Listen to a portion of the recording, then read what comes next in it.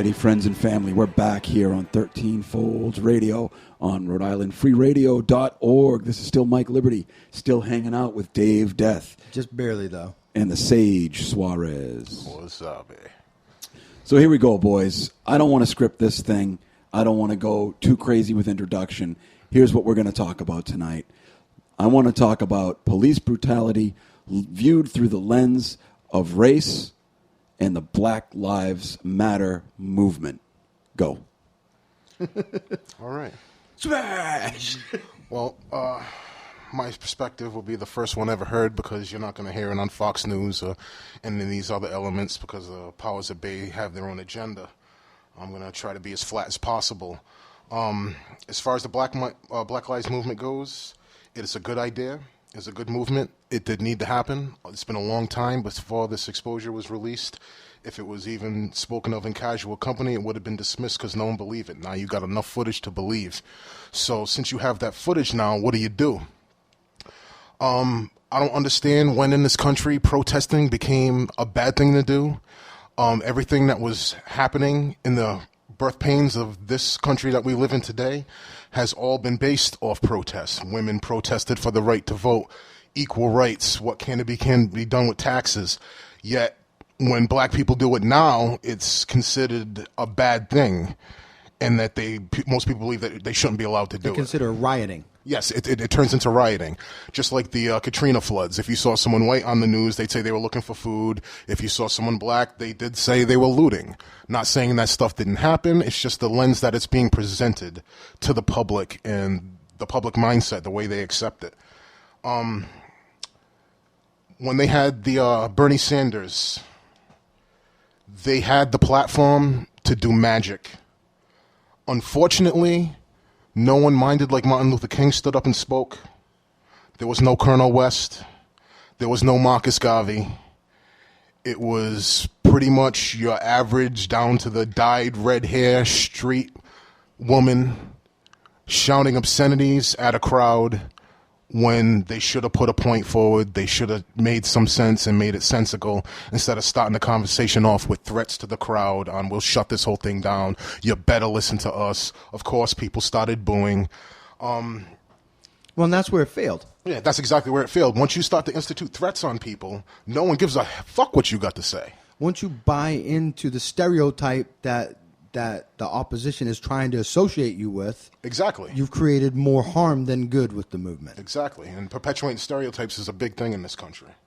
That's how a movement like the BLM is going to be silenced, right? Isn't that how you marginalize an important movement? Pretty much. And you and I know we were talking about the Tea Party earlier, and I know you've got your beef with them, and I raised the point that is some of that how the Tea Party was marginalized, and weren't similar tactics used to marginalize the Occupy Wall Street. It's easy when you see a grassroots movement like those three I just mentioned to come up with ways that you can cast stones on them and shatter their glass house rather than listen. And you have to wonder who's quarrying all those stones and laying them at your feet.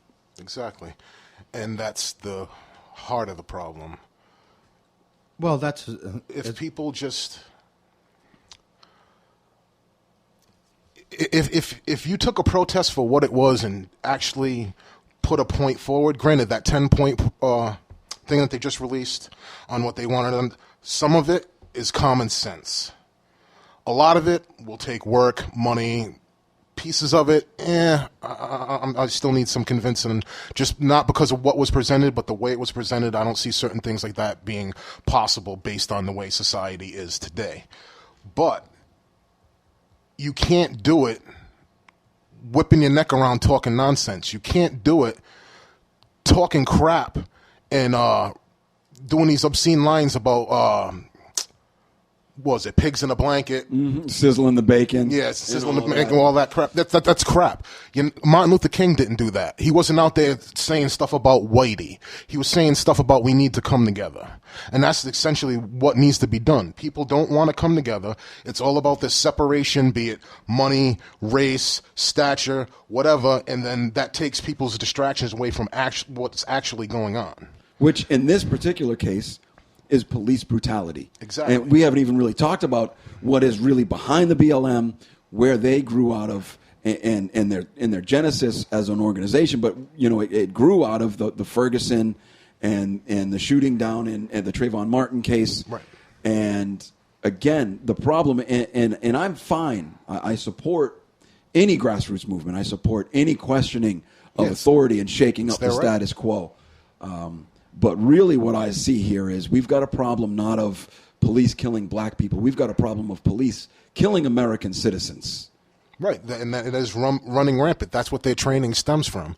When you're training guys on their first day to deal with a pullover by having the officer who's doing the training jump out of the car and mock shoot them and tell them they were dead, they're instilling a fear in them that they could go any minute. And then they take that into the heart, and then the next thing you know, you got guys that are just quick drawing on people in their car when they obviously don't have a weapon. And we've been talking about this for years on this show. It leads to a militarized police exactly. force. The ongoing escalation of the militarization of our police force, the for-profit mindset, prisons. Exactly. All of that. And you look at the fruit that tree has borne to us.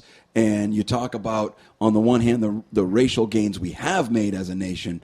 And then all of a sudden, all of that is washed away, or at least forgotten. And you see a thing like the BLM rise, and they're a righteous movement with a righteous cause, and it's becoming more about race, and rather than, we talk about a lot the things that the United States leads the developed world in: defense spending, exports, all these things. Well, another thing, incarcerations. Another thing, the United States, and it seems like whenever we lead the world in something, we fucking lead the world. This police is not. Killings, there's right? not a close second. Police Leaps and killings. bounds. And I, it was Toni Morrison who said this. She's a writer, I think a Pulitzer Prize, Nobel Prize winning writer, and she said, "I want to see." She said, "This is the conversation. I want to see a cop shoot a white unarmed teenager in the back, and I want to see a white man convicting for raping a black woman. Then when you ask me, is it over, I will say yes." But those things are happening. Oh, without a doubt. But just putting out the call for violence to match the violence is bullshit. And that's my problem with the Black Lives Movement. Now, I don't know who's in charge of the group. I don't know if it's like an organized thing where they're stemming off into these other states. I don't know if there's just guys up there taking the lead and using this for distraction to make the scenario worse. But the fact of the matter is, when you're leading with a rhetoric that is calling for the same revenge and violence towards what's being presented to you, that's not a solution. Because now you're telling me two wrongs make a right. It's a downward spiral is Exactly. what it is. It de-escalates while it escalates the violence. And when the truth of the matter is what needs to happen is we need to unify. And I always say it's more issue of strength in numbers. And I think a lot of it has to do with, just as far as statistics go, there are way more white people than there are black people or the other minorities. And when you have that much of a distance, that's going to, those people are going to dictate their rules. This isn't even about black and white anymore now, because it's gone to a point where the same things happen to. I share in the same kind of issues that you share. Mike said we're all in the same boat. It's that lower class wrong. It's an economic issue that's hitting us, and we all share in the burden of trying to get out of it. Right. And the only way we get out of it is to rise above together. And the Black Lives Matter movement, I think, is creating separation. That's why I almost feel like it's a plant movement, like the people controlling the media are putting this on, because it is causing more harm than good. That's why I say I don't know who's in charge of the group, and if it is under one veil or if it's a bunch of splinters doing whatever the hell they want. But the fact of the matter is, when you start defending people who are obviously wrong, you're not doing anything